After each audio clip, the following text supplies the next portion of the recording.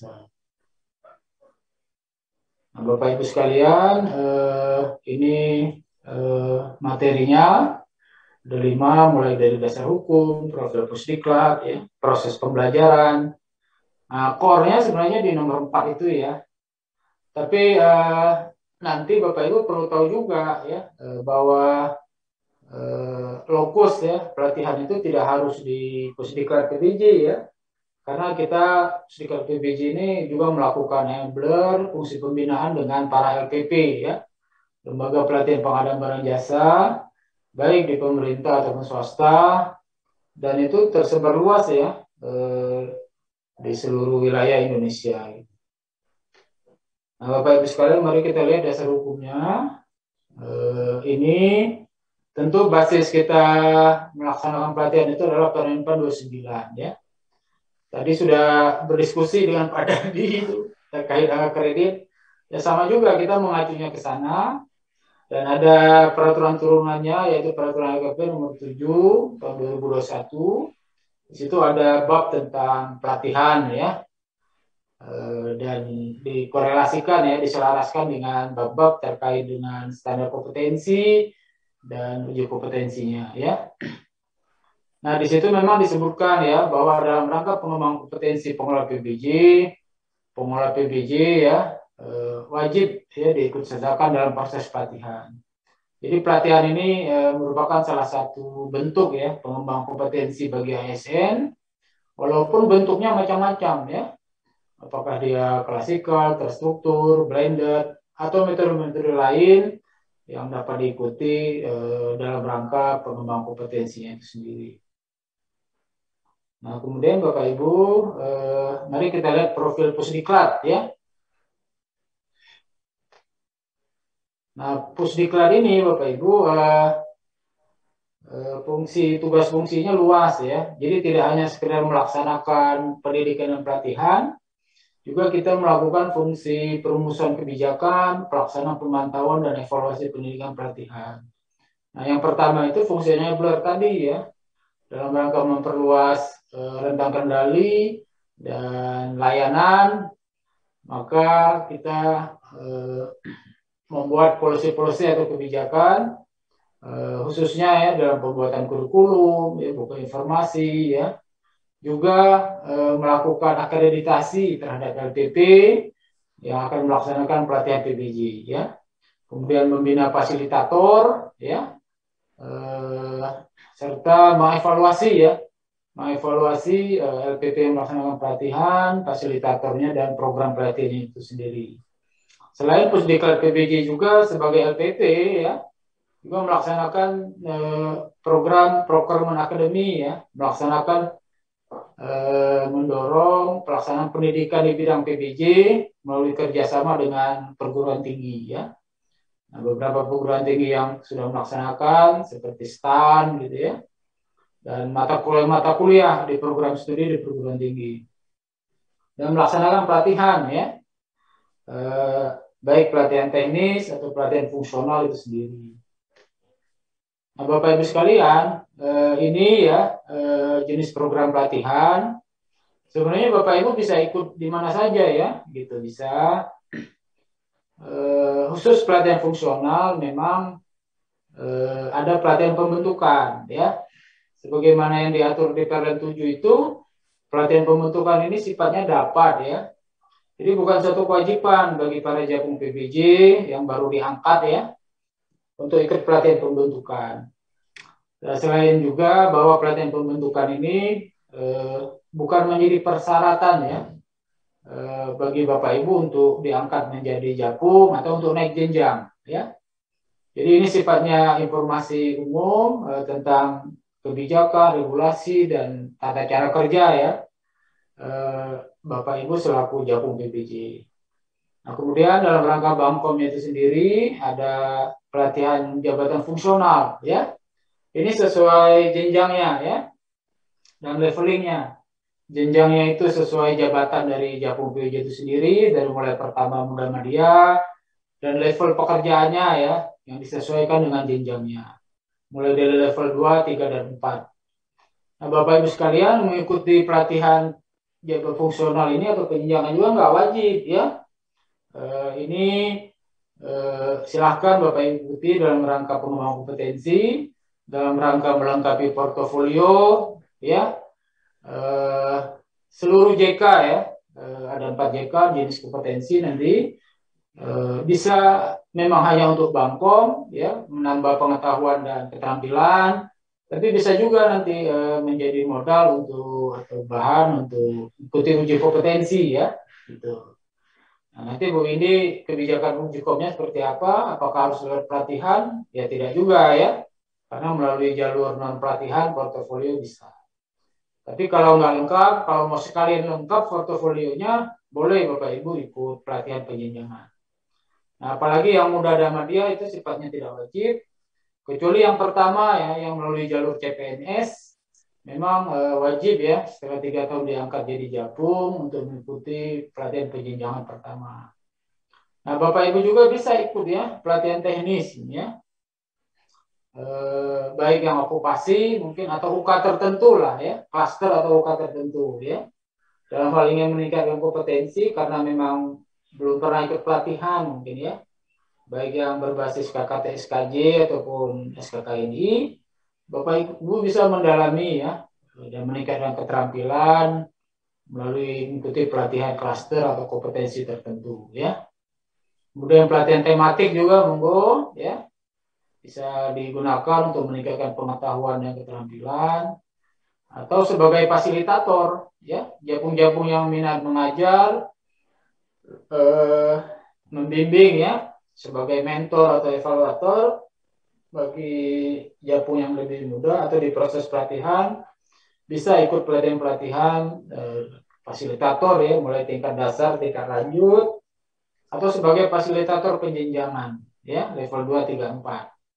Nah, Bapak Ibu juga bisa ikut pelatihan tematik CPP ya, desa atau usaha mikro kecil, yang kami laksanakan secara MOC ya, masif open online course ya, bebas belajar, waktu dan tempatnya, dan semua tes dan evaluasinya dilaksanakan melalui sistem. Nah, Bapak Ibu sekalian, mungkin agak cepat, ini tidak usah saya jelaskan. Tapi intinya begini ya,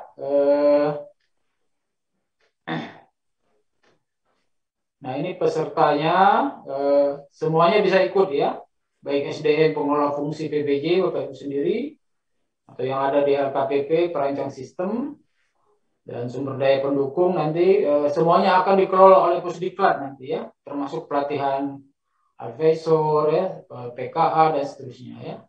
Selain kita juga memberikan pelatihan untuk BUMN, BUMD, Ormas, dan PTN atau PTS. Ya. Nah ini pelatihan fasilitator Bapak Ibu.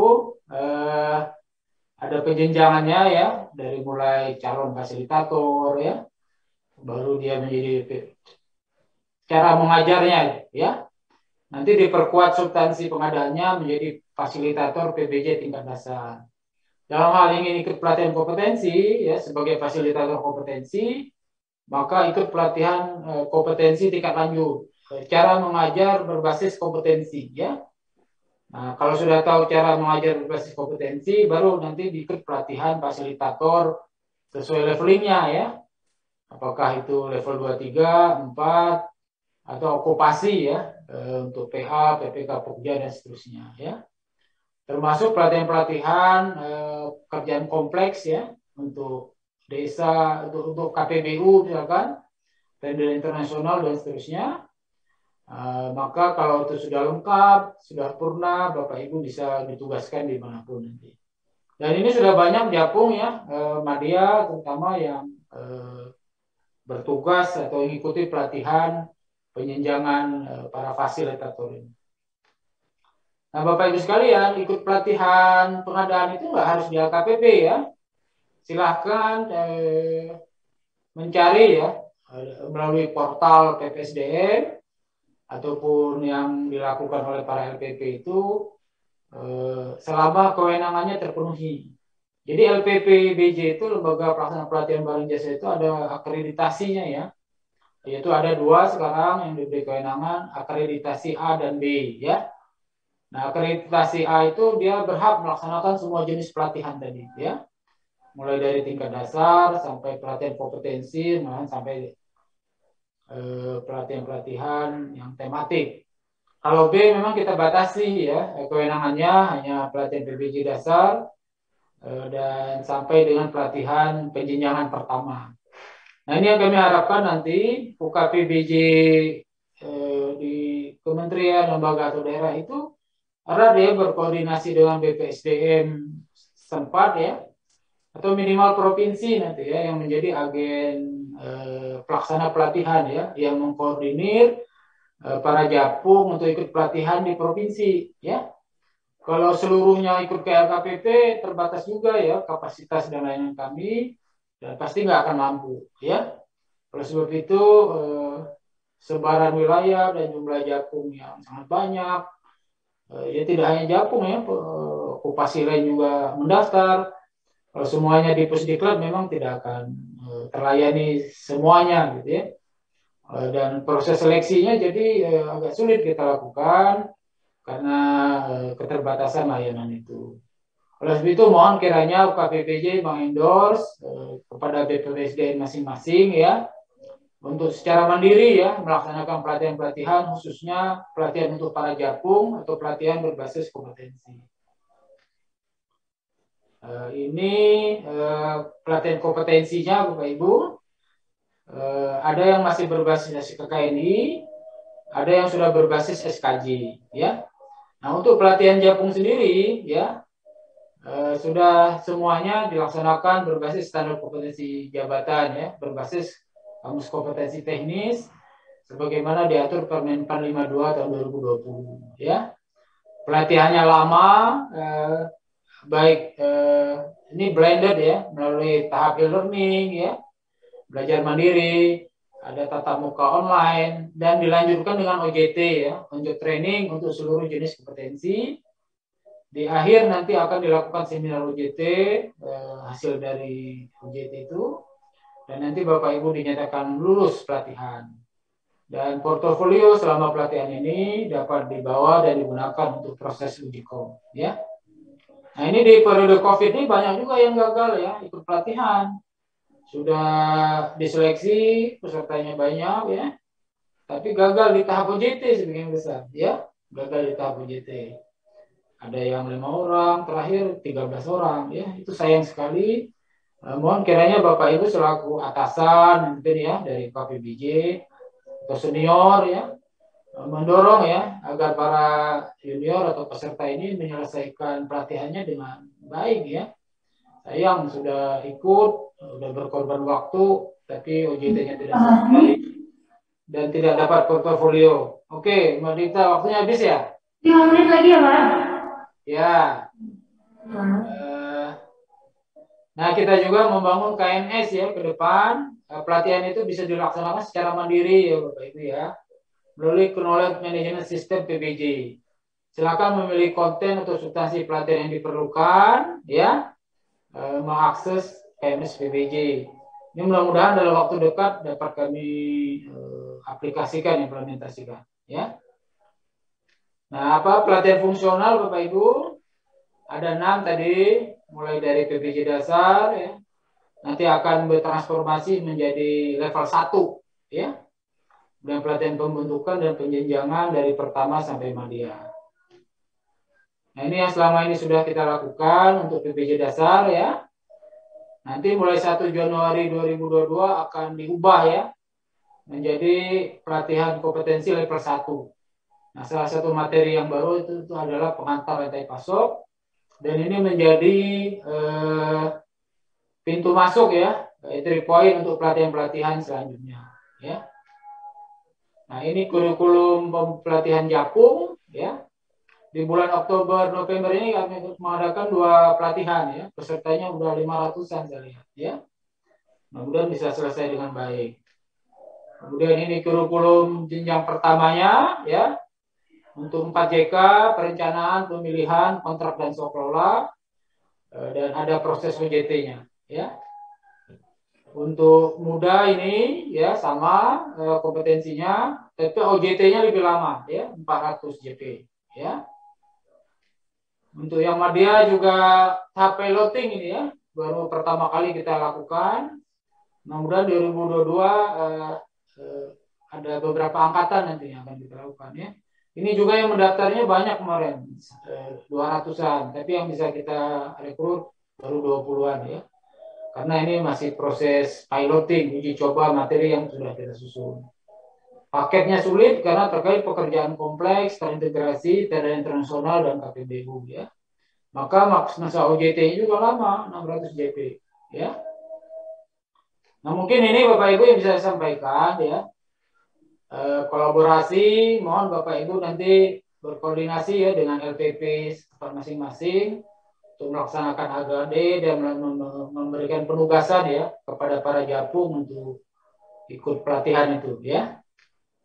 Kemudian ya JF ini berperan aktif juga ya, mendukung program akademi ya, peran fasilitator dalam membuat buku informasi ya, membuat bahan uji ya, atau tugas-tugas lain ya seperti arbiter dan seterusnya ya.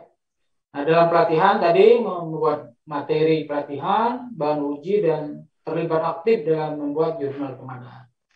Mungkin ini Pak Dipta yang saya sampaikan ya.